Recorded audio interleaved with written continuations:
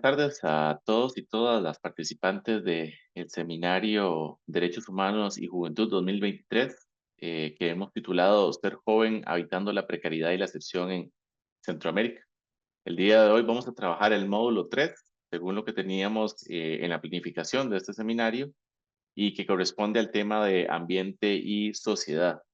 Como ustedes pudieron ver el, en el, en el sitio, en el programa del seminario, para el día de hoy teníamos agendada la conferencia del profesor Ernesto Herra Castro. Sin embargo, el profesor Herra, por temas de salud y que tuvo una incapacidad, lamentablemente no nos va a poder acompañar el día de hoy. Sin embargo, la temática la vamos a trabajar gracias al apoyo del máster Brian Vargas Vargas, quien ha trabajado también líneas de investigación relacionadas a esta temática. Voy a leer muy brevemente la biografía del compañero Brian y posteriormente daríamos inicio con la charla y el material que él nos trae preparado para el día de hoy. Brian Vargas Vargas es investigador del Centro Agenda Joven en Derechos y Ciudadanía en la Universidad Estatal a Distancia desde el 2012 y profesor en los posgrados de Desarrollo Urbano y Gestión Territorial y Gestión Habitacional Sostenible de la Universidad de Costa Rica. Es arquitecto y urbanista con formación en sociología, ha acumulado títulos en maestría en diseño urbano, especialización en liderazgo, cambio climático y ciudades y ahora un doctorado en ciencias sociales. Mientras se pregunta si tanta planificación realmente planifica algo más que plan. Su trabajo se mueve entre el ordenamiento territorial, las juventudes y la sostenibilidad, con un ojo puesto en cómo los espacios públicos se transforman y otro en cómo el discurso de desarrollo suele pasar de largo por las personas que habitan esos espacios. Ha publicado sobre gentrificación, cambio climático y la manía de convertir ciudades en parques temáticos, listos para la foto, apostando por procesos que devuelvan la ciudad a quienes la viven, no solo a quienes la venden. Entonces, muchas gracias a Brian por su exposición el día de hoy, que ha titulado ¿Cómo se pasó de ver la naturaleza como sujeto, madre, espíritu, cosmos, a verla como objeto de explotación? Entonces, Brian puede dar inicio a la exposición, tiene hasta 35 minutos para exponer y posteriormente pasaríamos a la fase de preguntas y comentarios por parte de las participantes del seminario. Adelante. Muchas gracias, Mario, por la presentación y pues muy contento de que me tuvieran la confianza de estar pues compartiendo esta tarde con ustedes y siendo parte de los ponentes en este 18 seminario internacional. Entonces, pues agradecer al equipo también. Más que traerles yo una serie de datos respecto a lo que estamos haciendo como especie sobre la naturaleza, sobre lo que habitamos, y quise más responder a que nos preguntáramos cómo se pasó de ver la naturaleza como sujeto, como madre, como espíritu, como totalidad, como cosmos, a verla como objeto de explotación. ¿Qué pasó? ¿Qué nos pasó? ¿Desde cuándo? Eh, Dimos este paso, no sé si para atrás o, o para alguna dirección que nos cambió y nos sacó del lugar. Eh, Aquí les traigo algún par de ejemplos de respecto a lo que me refiero con esta pregunta. Las personas de Costa Rica pues conocen muy bien el cantón de Talamanca, el municipio de Talamanca, donde todavía hay mucha parte de nuestra población de pueblos originarios, donde todavía esta cosmovisión de relación con la naturaleza, de la naturaleza como madre, pues está presente. No, por suerte no la hemos exterminado eh, del todo, pero en un mismo espacio geográfico, una misma división administrativa, tenemos cerca de la costa la misma Talamanca en la que se utiliza para extraer recursos de la madera, en la que hay una explotación abocada hacia el sector turismo. Entonces es esto, cómo pasamos de una construcción de la naturaleza como madre a una construcción de la naturaleza como cosa. Em, Creo que esto se da, aquí tomo referencia de un sociólogo chileno costarricense, que ha, dentro de su caracterización del desarrollo del capitalismo, dice que este no es solo un conjunto, bueno, un proceso sociohistórico, sino también viene acompañado de un marco existencial, ¿no? Que legitima esta forma de organización social. Y ese marco existencial lo explica como proceso de colonización espiritual del ser humano para condicionar la subjetividad de individuos y colectividades a un tipo de racionalidad económica que atenta contra la racionalidad de muchos otros aspectos existenciales fundamentales de la humanidad. Con aspectos existenciales fundamentales de la humanidad es contra la vida misma, ¿no? Que es un proceso de colonización espiritual, de subjetividades, de intersubjetividades, que incluso pone en cuestión la vida misma, ¿no? La vida de algunos grupos sociales y en este caso sin duda que de la naturaleza. Algunos otros autores como Bautista, quien hace referencia y dice que esta idea viene del ser o el no ser de Frantz Fanon, ya habla de este capitalismo como economía moderna de la crueldad. Entonces creo que este, este esa transformación de considerar la naturaleza como madre a cosificarla, pues deviene un poco de este marco existencial que acompaña el capitalismo, estos nuevos valores construidos a partir de la sociedad capitalista. Entonces, les propongo que conversemos respecto a esta pregunta en los siguientes 5 ítems. La racionalidad moderno capitalista, el extractivismo, neoextractivismo y lo mismo de siempre. Luego hablamos un poco de la ciudad y la vulnerabilidad climática, la irracionalidad de la racionalidad y algunas alternativas que podemos quizá puntualizar y construir entre todas. Entonces, inicio.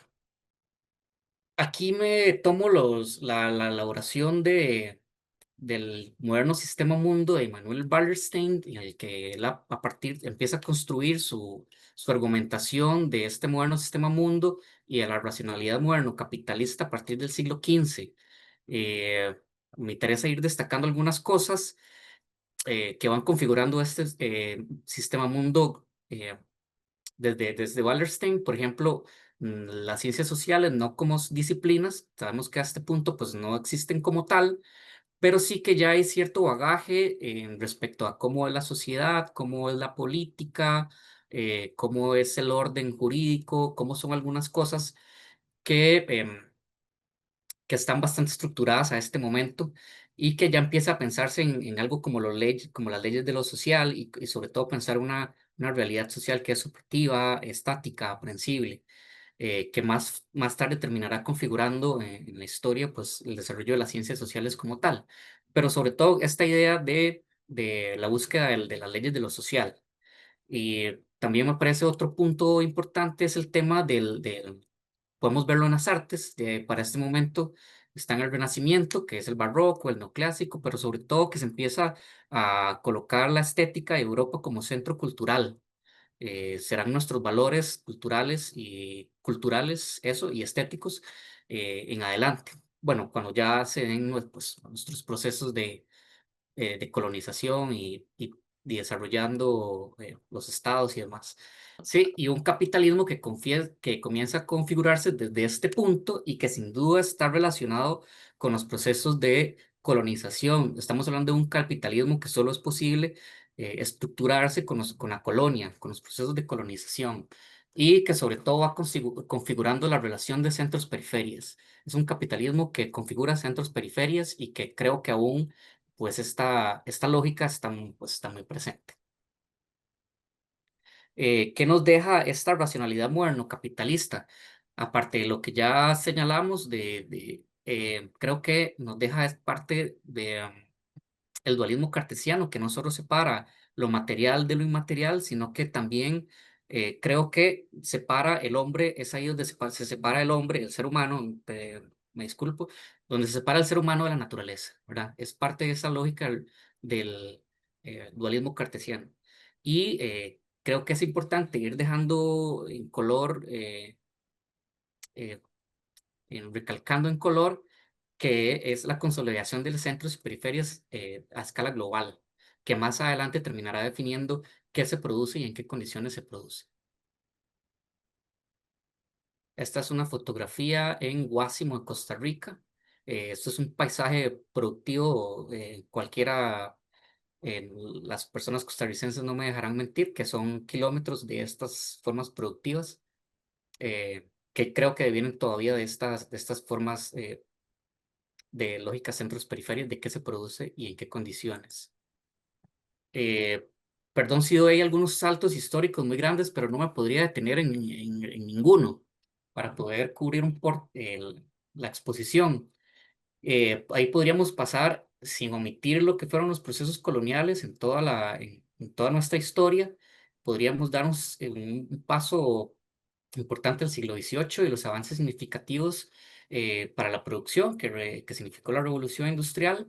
Me parece más que hay una consolidación, una continuidad en la lógica centros-periferias y que esta estos avances en las formas de producción lo que hace es consolidar la disputa de los centros. Las periferias pues siguen siendo, hay tecnificación en algunas, pero no deja de escaparse o entrar en la lógica de disputar con los centros. Entonces, más bien, me parece que a esta etapa lo que hay es todavía una continuidad en la lógica centros-periferias a nivel mundial y una disputa de los centros con los nuevos avances tecnológicos. ¿Y qué tenemos en tanto nosotros? Desigualdades constitutivas en las que no se pone en cuestión la construcción histórica centro-periferia y nuestros problemas pues se empiezan a pensarse más como un problema técnico de las ahora sí ya disciplinas que podríamos asociar a las ciencias sociales como la economía. Sin duda que también hay otras ideas que empiezan a salir, también como que se empiezan a observar, como el término de las clases, la lucha de clases, que empiezan pues también en este punto histórico. Algunos otros efectos de esta lógica moderno-capitalista, otros efectos que creo que se dan hasta este punto, hasta el siglo XVIII, que el conocimiento es exclusivo de técnicos, ahora sí como disciplinas. Eh, Ahora quienes entienden la sociedad, ahora quienes entienden la economía, eh, el tema de la maquinización pues tiene mucho impacto todavía, por ejemplo, el tema de la ciudad-máquina. Es un concepto que tiene que ver con la funcionalidad, con la optimización de procesos que se maneja aún hoy en las escuelas de urbanismo, la tecnificación orientada a la producción y más claramente la cosificación de la naturaleza y de las vidas, de algunas vidas, sobre todo la naturaleza y algunas vidas de la periferia. Y sobre todo hay una negación de conocimientos, de todas otras formas de conocimiento que existan, no europeas, pues hay una negación de esas formas y concepciones de relación humana con la naturaleza. Y sin duda, pues esta conciliación centro-periferia. ¿Y qué me interesa de esto? Dejar que a estas alturas del desarrollo del moderno sistema mundo, ni la ciencia tiene interés, ni la producción capitalista tiene interés, por ejemplo, de hablar de inclusión ciudadana o en la naturaleza, ¿verdad? Digamos que son estos conceptos como de participación ciudadana, inclusión ciudadana, respeto por la naturaleza, cualquier otro indicador de protección medioambiental o de los recursos naturales, más básicamente, son algo que interesa a estas alturas históricas de la consolidación del sistema mundo. Eh, Estamos hablando de que hablar de participación ciudadana o de respeto por la naturaleza o de, qué sé yo, en el caso costarricense, índice de fragilidad ambiental, será algo de este siglo y un poco antes para atrás en el siglo pasado, pero a estas alturas del conocimiento no, no, no es necesario, no es, recordemos que el conocimiento es propio de algunos, de los técnicos, de los científicos. Eh, Aquí estoy dando saltos históricos me disculpo por eso, pero bueno, hay que hacer síntesis. ¿Qué pasa entonces con la configuración de los estados, por ejemplo, ya al siglo XIX? Algunos economistas nos dicen que nuestros estados, perdón, me está estorbando una barba, se caracterizan por el dejar hacer, por la eliminación de la intervención estatal en la regulación de la economía y en todas las actividades del capital sobre sus territorios. Otro geógrafo muy importante, como lo es David Harvey, también habla de una configuración de un estado facilitador, flexible y manipulable a los fines del capital.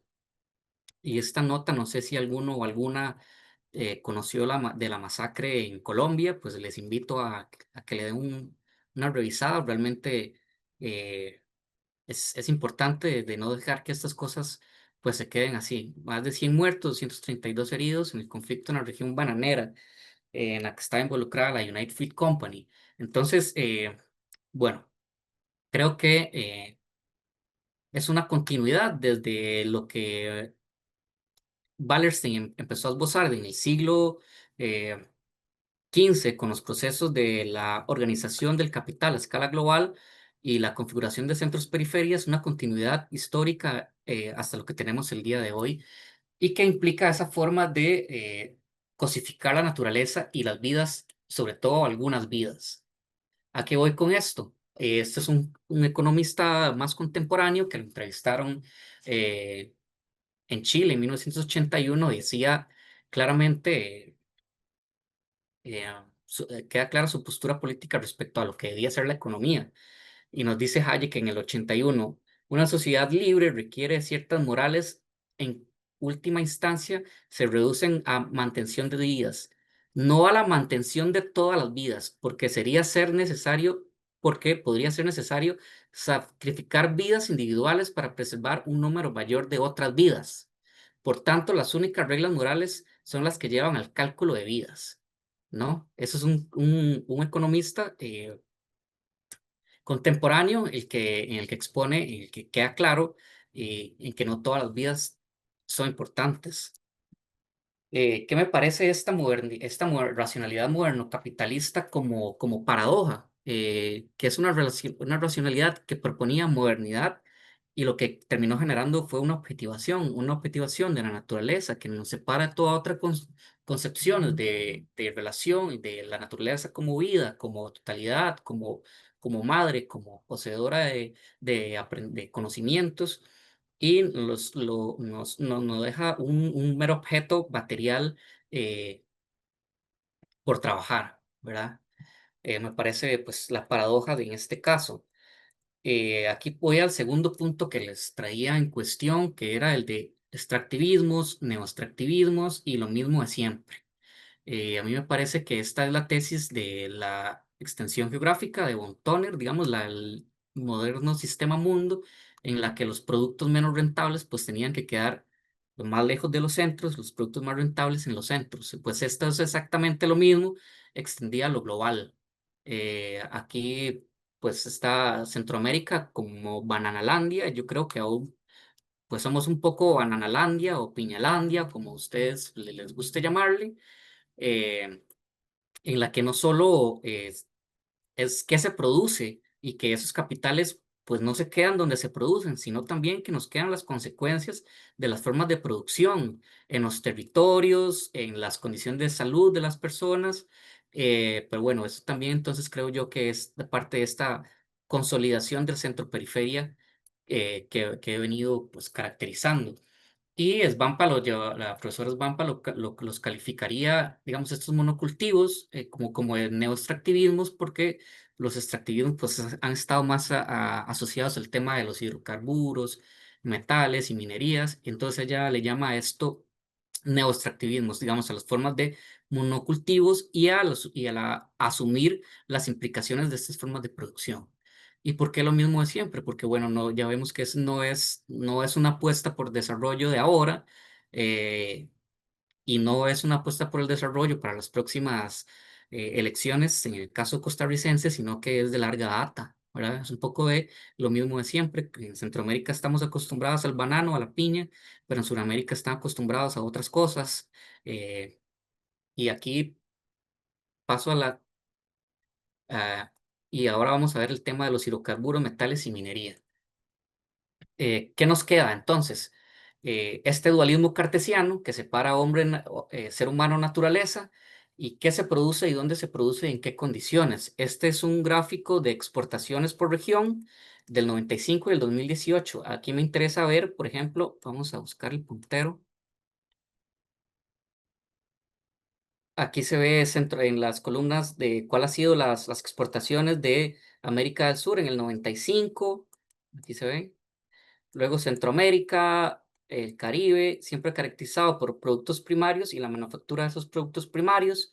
Si nos vamos un poco más a la derecha, en América, al 2018, pues también ha sido principalmente relevante los productos primarios y la manufactura de esos productos primarios. Pasa lo mismo con Centroamérica, con el Caribe. Y importante, a estas alturas, creo que hay una continuidad en este concepción de que la economía como disciplina ya sigue siendo un problema técnico y un problema social. Creo que eso sigue siendo grave hasta el día de hoy. En datos más recientes, y aquí traigo a cuestión los recursos naturales en 2010, 2014, 2015, 2019 de la zona andina, ¿verdad? La importancia que tienen los recursos naturales de la zona andina. ¿Y a qué responde esto? Y aquí les dejo una noticia en la que Musk señala, daremos un golpe de Estado a quien queramos. Las palabras de Musk sobre el golpe en Bolivia que levantan ampollas y que tiene que ver la relevancia que tiene la extracción de recursos naturales en la zona andina. eh, y no así, por ejemplo, el tema de, bueno, qué sé yo, sobre a dónde va esa relevancia, de dónde viene. Pues por supuesto, digamos, para el cambio tecnológico que se prevé, la presencia del triángulo de litio en la zona andina es realmente importante. Y bueno, simplemente nos pone en cuestión que estamos pasando de un recurso finito a pensar en otro recurso finito, como infinitos, ¿verdad? Que esa es parte de lo delicado de pensar que las nuevas tecnologías pues son una solución a los problemas medioambientales.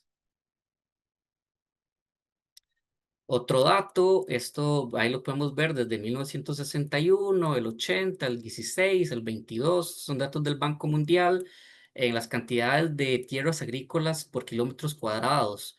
En la primera fila vemos América Latina y el Caribe, eh, como si aún sumando la zona del euro y Estados Unidos, pues quedamos muy por detrás en esa cantidad de kilómetros cuadrados. Y nuevamente viene a esa lógica de qué se produce y en qué condiciones. ¿Qué creo de este segundo punto al hablar de, de esta cuestión, la racionalidad que es y es que la racionalidad que prometía progreso, esa apertura a los capitales, la producción de monocultivos, la extracción de materias primas, el trabajo de las materias primas que se nos prometía como progreso, lo que nos ha generado es una catástrofe ecológica y social, ¿no? Porque aquí ni siquiera nos estamos refiriendo al impacto social en la salud o en las vidas que nos ha costado una apuesta por el desarrollo, por el crecimiento que que traen estas posturas. Y nuevamente es una continuidad eh, a pensar infinito una base material que es finita. Simplemente hay un cambio en las tecnologías, en las formas tecnológicas, en la utilidad tecnológica de ciertas materias, pero que el problema está en eso, en que se siguen considerando infinitas, cuando realmente no lo son.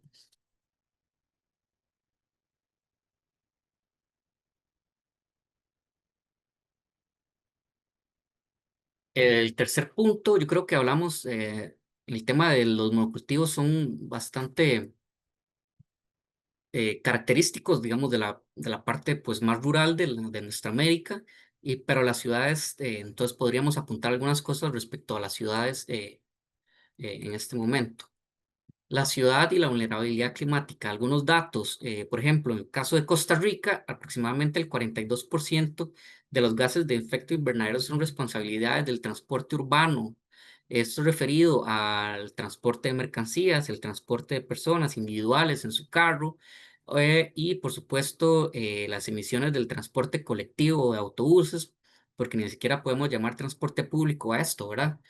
Es transporte privado, concesionado. Entonces, estas emisiones son responsables de la ciudad. Nuestras ciudades tienen un desbalance metabólico increíble. El caso sin duda paradigmático es Ciudad de México. Eh, que es incapaz de abastecerse, digamos, en términos de agua o alimento para la cantidad de población y actividad que hay ahí y tiene que tomar de lo que hay de la periferia, de los territorios que están al lado para abastecerse y por supuesto que tampoco tiene las condiciones para procesar la cantidad de desechos que sale de esa ciudad. Eh, Conozco el caso de la profesora Rosales, que ha hecho este cálculo metabólico y dice que anualmente en la Ciudad de México excede 90 veces su capacidad metabólica anualmente, ¿verdad? Entonces, las ciudades tienen esa particularidad. Yo siempre que estoy almorzando y tengo que comer fuera y me dan un recipiente plástico y bueno, y si en Costa Rica somos 2 millones de personas en el área metropolitana y si las 2 millones de personas están comiendo al mediodía o con su envase plástico, después ¿dónde se va todo eso? Eh, bueno, nuestras ciudades tienen esas particularidades que tienen un desbalance metabólico respecto a lo que consumen y su capacidad eh, biológica de procesar, ¿verdad? Y por supuesto son unas desigualdades constitutivas ante los riesgos climáticos que como una de las regiones más desiguales del mundo, pues es claramente esto visible en la configuración espacial, en las formas que se da de la ciudad, ¿verdad? Aquí les traigo unos ejemplos que para algunas será más difícil atenderse o prever o posicionarse ante alguna exterioridad climática importante.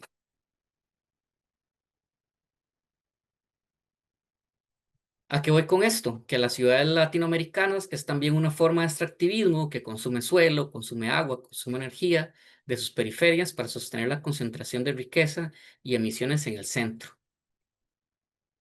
Esto pasa también, y hay que decirlo, en la lógica centro-periferia propuesta por Wallerstein, que les decía al inicio, que por supuesto que los centros globales consumen significativamente diferente a lo que consume la periferia global, ¿verdad? Eh, si uno está preocupado al mediodía por el envase plástico que le dieron en el almuerzo, pues hay gente en otro lado, pues provocando una huella de carbono pues mucho más importante de lo que uno puede hacer más que durar menos de 3 minutos en la ducha. Cosas que pasan en nuestra ciudad. Eh, Una empresa importante, en el caso costarricense, que asociada a elaborar productos de construcción, trabaja sobre un manto acuífero que le da agua potable casi a 1 millón de personas para Costa Rica, la mitad de la población urbana, ¿verdad? Entonces, ese tipo de cosas pasan en nuestras ciudades. Y aquí quiero colocar la pregunta que nos hace Ulrich Beck en la sociedad del riesgo, porque parece que venimos apostando tanto en los monocultivos, en las formas de la ciudad, a que, a que es así y que no se puede hacer pues mucho porque es parte de lo que hay que sacrificar, que dañar a costa de otras cosas que parece que no llegan nunca tampoco. Nos pregunta Beck en la sociedad del riesgo, ¿dónde y cómo hay que trazar los límites entre daños aún aceptables y los ya no aceptables? ¿Cuándo le vamos a poner un alto al monocultivo? ¿Cuándo le vamos a poner un alto a los agroquímicos? ¿Cuándo le vamos a poner un alto a la contaminación de los ríos por las ciudades? ¿Cuándo le vamos a poner un alto a la extracción de minerales? ¿Cuándo le vamos a poner un alto, qué sé yo? ¿Cuándo? ¿Verdad? Ahí deja la pregunta abierta. ¿A qué compromisos pueden llegar los patrones presupuestos ahí? Parece que es un riesgo. Nos habla de que en estas formas de apuesta por el crecimiento y por el desarrollo de cualquier forma por sobre cualquier otra cosa, pues que son daños aceptables. Me parece que esa es la lógica en la que nos hemos estado enmarcando. ¿Por qué digo yo que las ciudades van a responder diferente y habrá quienes puedan atender diferente a las condiciones climáticas que se puedan venir? Este es un barrio autoconstruido eh, en el área metropolitana costarricense que se conoce como el Acarpio. Estas son fotos recientes. La foto que ven a la izquierda son todas las aguas negras colectadas de un sector grande de, de ese asentamiento. Muchas personas ni siquiera saben que sus aguas negras van ahí y esas aguas van directo al río. Eh, la foto a la derecha es un asentamiento, es un botadero de basura donde se van a colocar algunos desechos del resto de la ciudad. Bueno, todavía hay un manejo inadecuado de la basura en el lugar. Tiene un problema en general con la basura. Eso es un barrio autoconstruido con un número importante de población y que sin duda va a tener condiciones muy diferenciadas en cómo enfrenta un problema de condiciones extremas en el caso del clima, ¿verdad? Pero bueno, es una muestra de cómo la desigualdad es constitutiva de las ciudades las latinoamericanas, centroamericanas, pueden ser fácilmente observables. Este es el mismo caso.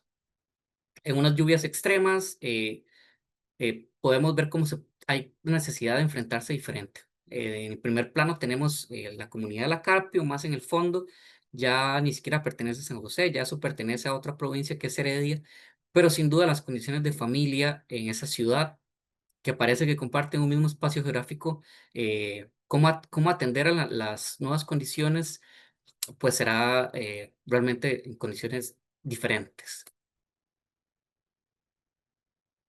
¿Qué pasa? ¿Cuál es la paradoja en este caso? Que la racionalidad que prometía, la cercanía, en tanto la cercanía a esa ciudad como que concentra actividades, poblaciones, servicios, equipamientos, que prometía cercanía, lo que ha generado es segregación espacial. Entonces, nuestros espacios urbanos, lejos de ser racionales, lo que propio y consecuente con una sociedad desigual, es lo que estamos creando, es una especie de rompecabezas de segregaciones espaciales, ¿no? Que configuran un todo, pero que nunca se integra y que por tanto va a responder diferente a las condiciones medioambientales que vaya a tener una, una ciudad. Aquí voy al cuarto punto que les traía para la discusión, que a mí me parece que le llamé la irracionalidad de la racionalidad. Y esta es, por ejemplo, otra vez hablando del transporte en la ciudad. Ese supuesto que nos daba el vehículo, el que nos hacía hacer llegar más fácil de un punto a otro, resulta que ha llevado a, por ejemplo, en el caso de Costa Rica, a decir que Costa Rica deja pérdidas económicas de un 2% del Producto Interno Bruto en presas. Bueno, acá le llamamos presas, pero son trancones como esa incapacidad de desplazarse fluido por la ciudad.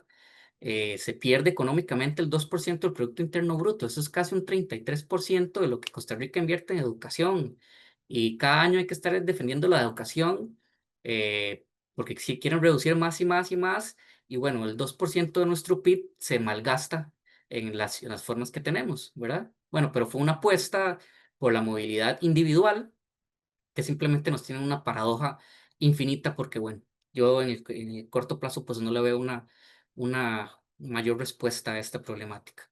Y mientras tanto, aquí vemos en la imagen abajo que mientras está en la presa, hay una publicidad arriba donde el carro se ve veloz y uno se ve ver guapísimo y guapísima el carro nuevo, pero ahí va a desperdiciar pues su salario en la presa y además el tiempo que tiene para su familia, que deberían ser de 8 horas, pues va a gastar 2 horas en ida a su trabajo y 2 horas de vuelta a su trabajo. Como vemos, este último dato dice que el 25% de las personas costarricenses dura 2 horas en llegar a su destino. Entonces, esta racionalidad que se pretendía de la ciudad, del vehículo, simplemente nos ha llevado a una irracionalidad de ya no movernos de un punto, ¿verdad? Eso me parece un tanto o muy irracional dentro de lo que estamos haciendo como sociedad. Otra herramienta que podríamos considerar importante y es importante es el desarrollo de la inteligencia artificial, ¿verdad? Pero nos lleva a otra, ¿cuánta necesidad de agua requiere ChatGPT para abastecerse? Es importantísimo la cantidad de agua que requiere ChatGPT para crecer, ¿no? Entonces, me parece que estas son de estas irracionalidades de la pseudo-racionalidad que nos pueden optimizar cosas. Entonces creo que esta es parte también de una buena paradoja. Y este es otro caso, este aquí le agradezco al compañero Anthony que me dio el dato y ahí lo busqué. Eh, ¿Cuánto gastó Taylor Swift en su última gira, verdad? La huella de carbono de Taylor Swift es importante, entonces otra vez no pasa porque uno se preocupe o hay que preocuparse también por dónde le sirven el almuerzo, pero la huella de carbono de la élite global es muy diferenciada, ¿no? El 10% de la población más rica del mundo produce el 50% de los gases de efecto invernadero. Es realmente muy desigual. Hay un consumo y hay una huella de carbono que también es muy desigual. En el caso de Swift, las emisiones de Swift por sus viajes aéreos son 28 veces superiores a las emisiones anuales de una persona promedio. Entonces, bueno, lo que produce la, los centros globales, la élite global, pues también es diferenciado respecto a lo que uno individualmente puede producir. Perdón. Y estas imágenes que ya ustedes, pues también algunas, la de la izquierda ya la había visto porque era parte de la tarea, pero aparte de más allá de la paradoja esta en la que el bus ahí emitiendo su humo negro atrás está el banner de Costa Rica, tierra de descarbonización, y las personas con su carro eléctrico que necesitan el litio, em, bueno, más allá de esa contradicción, pues también me sirve también para recalcar que eh, la huella que uno deja subido en el bus, aunque ese humo negro esté ahí, pues también es diferente de la huella que produce cada persona en su jet privado, ¿verdad? Habría que también señalar ese tipo de paradojas que nos encontramos en la sociedad que hemos construido. Por último, quisiera hablar de algunas alternativas y aquí quizá ahora los podemos conversar. Economía para la vida, que ya algunos pensadores de nuestra América han hablado de ellas, del buen vivir, que es también eh, en parte o la totalidad producto de los pensadores, muchos pensadores de pueblos originarios suramericanos, el nuevo humanismo, del que habla Miguel Barahona, de quien tomé la referencia al marco existencial al inicio, y el profesor Erra, que también nos iba a acompañar hoy, que por cuestiones de salud pues no pudo, pero nos hablan del nuevo humanismo. La ciudad como producto social, que a mí me parece realmente dentro del temas que me gustan, está pues ya notaron quizá que es la ciudad, y esto lo tiene la, la Constitución colombiana, la ciudad como producto social, y es entender la ciudad como un producto colectivo y que los beneficios de de esa configuración territorial se le debe volver a la sociedad, ¿verdad? No la ciudad como una suma de propiedades privadas. Y en tanto eso, han construido pues infraestructura pública mediante herramientas de gestión de suelo como la recuperación de plusvalías, entre otras herramientas que me parecen interesantes, pero es esta concepción de pasar a ver la ciudad como un producto social. Entonces, creo que hay algo de valioso ahí. Otros casos, sin duda, como la Constitución de ecuatoriana y de Bolivia, que han incorporado a comprender los ríos, la naturaleza como sujetos, como derecho, eh, y por supuesto, otras alternativas para lo que se nos venga, digamos, en el caso costarricense, las próximas elecciones, ya no podemos, creo, me parece a mí que ya no se puede solo regir sobre las reglas de la producción, ¿verdad? Esto nos ha llevado a lo que somos como, y más como periferia, digamos. Nunca nos hemos cuestionado cómo nos han usado como periferia. Yo creo que bajo esa lógica hay que primero colocarse en esta lógica centro-periferia que ha sido así histórica y no dejar que las reglas de la producción sean las únicas que nos digan cómo incorporarnos en la escala de lo global.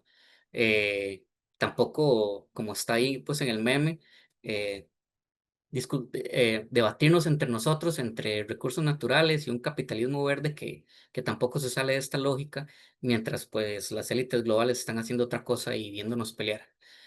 Y aquí quisieran, pues, entonces, volver a replantear la pregunta que daba al inicio, y la leo.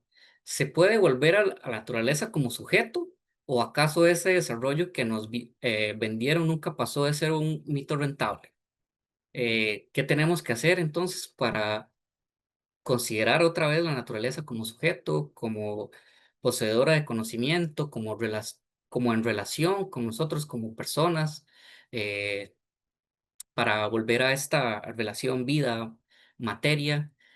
¿Qué hay que hacer? ¿Qué nos falta? ¿Qué hay que dejar de pensar? ¿Qué hay que descolonizar? Pues es la pregunta que les dejo, y por aquí yo creo que dejo mis apuntes. Y muchas gracias.